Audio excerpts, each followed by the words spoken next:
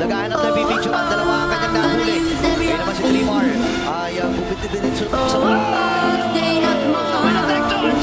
makakakuha si Kurt Langkin. Sila nakamawi din naman. Sabi ang nakakapihit na isa-isa. Ang Phoenix Army. Sigside na naman ang dito sa may Super Friends. Remember bringing action.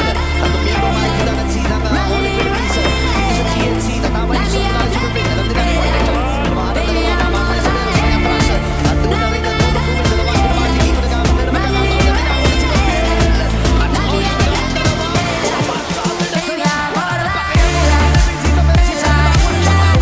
Si Trimar na naman. Para sa TNC.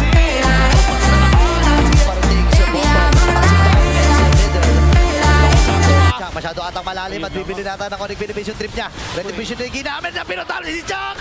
Alam nila na wala pang picture yan. Aray Ang daming yan. Devin na si Gosh. Para dito kay Super Friends. Inaantay na lang yung wave sa may bottom. At yung Pokes ay nanggagaling muli dito sa Onyx. May mga Ricos na lang. CNC. Bebeno lamang sila. May konsinde na gagamit dito si Brusco. Habang si Trimar nagamit yung Throne of Ruin. Napicturean. Walang tinamaan. Hindi. Si tinamaan.